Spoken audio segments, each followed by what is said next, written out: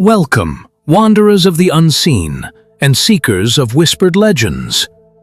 Tonight, we take you beyond the buzzing neon lights and motorbike symphony of modern Vietnam, into the shadows where memory clings and spirits murmur. This is not a journey for the faint-hearted, but for those who believe that behind every alley, every mountain, every fading footprint, lies a story that refuses to die. Let us begin in Saigon, now officially known as Ho Chi Minh City, a place where the past and future collide in every breath. Skyscrapers rise beside crumbling colonial villas, and incense smoke curls through ancient temples, tucked between cafes and markets.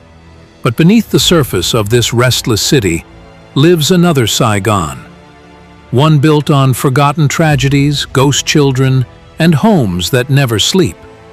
These are the stories that no guidebook will tell you. And then, far to the northwest of the city, standing like a dark sentinel over the rice fields and rivers, is Ba Den Mountain, the Black Lady Mountain of Tay Ninh Province. Towering nearly 1,000 meters high, it's the highest peak in southern Vietnam, shrouded in mist, legends, and unanswered prayers. Locals say the mountain is sacred and haunted. Its caves hide ancient shrines. Its trails echo with footsteps of those long gone, and every flickering flame seen on its slopes might not be of this world. So whether you're tuning in from the safety of your home or listening under the open sky, we invite you to lean closer and listen. Because tonight, Saigon will whisper its ghost stories, and Ba Den will burn with a phantom light. Stay with us. The veil is thin. The ghostly flame of Mount Ba Den. Rising from the emerald plains of Tay Ninh Province, Mount Ba Den, the Black Virgin Mountain, is far more than a geographical landmark. To the people who live in its shadow, it is alive. It breathes. It watches, and sometimes, when the moon is right and the forest falls silent, it burns, with a ghostly flame that dances on its slopes and vanishes before you can draw near. Long ago, a young woman named Li Thi Thiu lived at the base of the mountain. Though born to humble peasant parents, she possessed a grace and serenity that seemed touched by the divine. From a young age, she devoted herself to Buddhism, finding peace in prayer and solitude among the caves and ancient stones of the mountain. When she came of age, her beauty caught the eye of a powerful local official.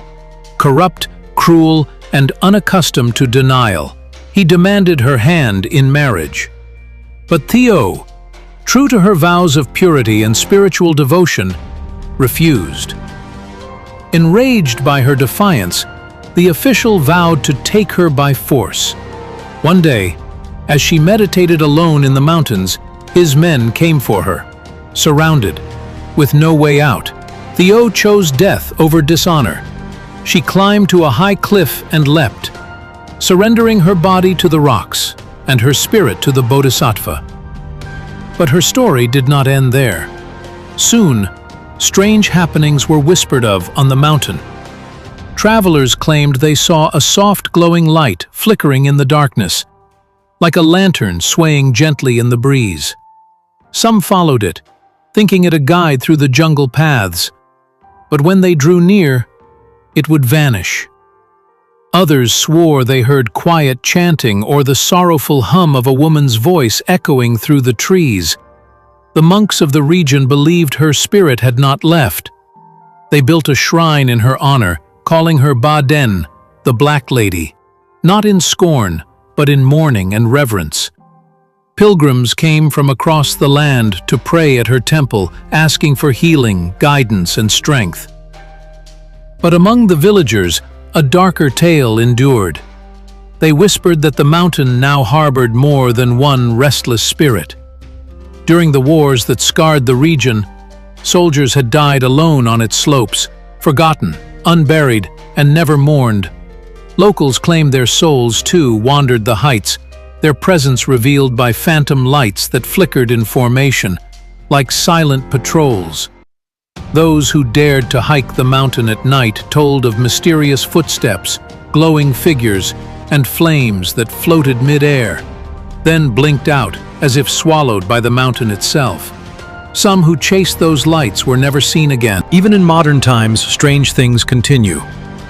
During wartime, military outposts stationed near the base of Mount Ba Den reported inexplicable malfunctions, sudden power outages, footsteps with no source, and distant lights in the forest that moved with uncanny purpose. Surveillance cameras caught what appeared to be floating orbs, glowing and silent, drifting uphill. One soldier even claimed to see a woman in white, standing atop a boulder. When he called out, she turned and vanished. Today, the mountain is a site of pilgrimage and natural beauty, famous for its views, its temple, and its legends. But for locals, it remains a place of quiet awe and mystery. They say if you see a light on the mountain at night, do not follow it, do not call to it. Bow your head, whisper a prayer, and walk on, because up there, in the mist and shadows of Mount Ba Den, not every flame is a light to guide you. Some are there to warn you, and some are waiting.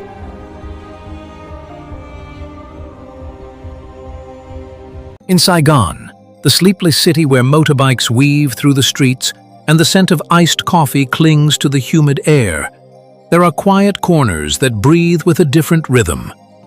Hidden behind French colonial facades and shaded by century-old tamarind trees, are places that have not let go of the past. One such place lies in the heart of Dachau, a quiet neighborhood with old apartments and narrow alleys. Locals say that in one of these aging buildings, the spirit of a child still lingers, waiting for a mother who never returned. The legend begins in the 1960s, during a time of war and uncertainty. Saigon was a city on the edge, bustling with soldiers, refugees, and the daily struggle to carry on. On the second floor of a modest three-story house lived a young woman named Mai, a seamstress raising her little boy, Khan, all on her own. Her husband had died in the war, and she did what she could to provide, stitching clothes during the day and singing lullabies at night. Khan was 5, quiet and curious, with dark eyes that always seemed to be looking beyond the present. Their life was simple, filled with threadbare toys and bowls of rice. But they had each other. One spring morning, Mai left for work earlier than usual, rushing to meet a client.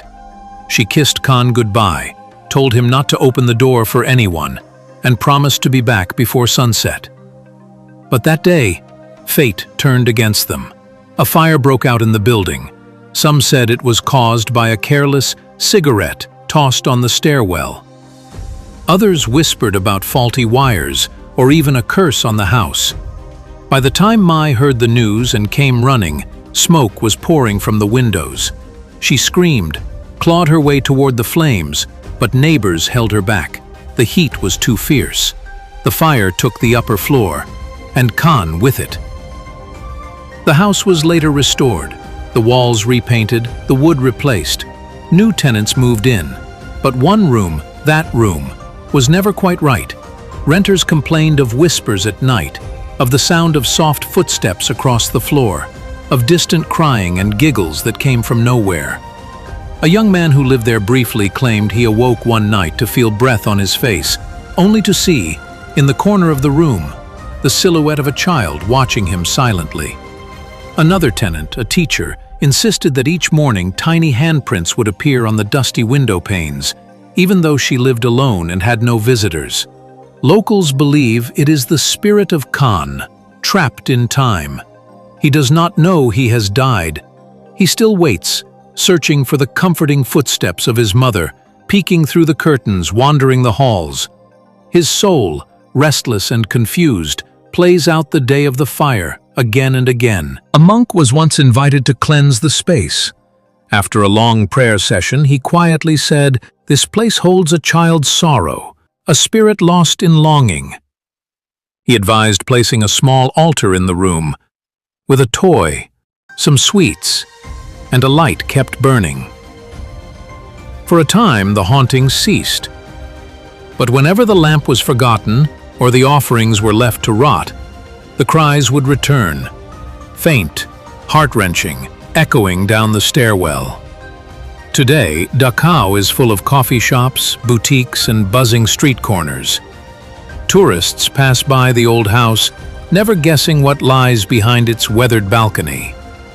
Yet some who look closely say they've felt eyes watching from behind the curtains, a fleeting shadow, a gentle breath of cold in the tropic heat.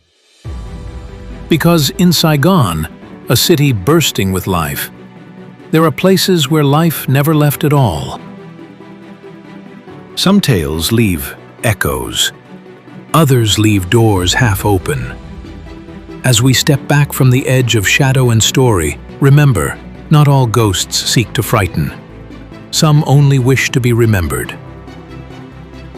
Vietnam is a land where the spiritual and the physical dance in quiet harmony, where every tree, alley, or ancient stone might be watching, waiting for someone to ask about the past.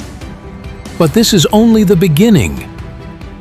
There are still roads where no one whistles, temples that answer only in silence, and hotels that never truly check out their guests. From the haunted highlands of Dalat to the forgotten trenches of Haivan Pass, Hop Coast will keep wandering deeper into the heart of mystery. So if you felt the chill in your spine or heard a whisper behind the wind, don't turn away just yet. Subscribe to Hop Coast, because the next story may be the one you were meant to hear.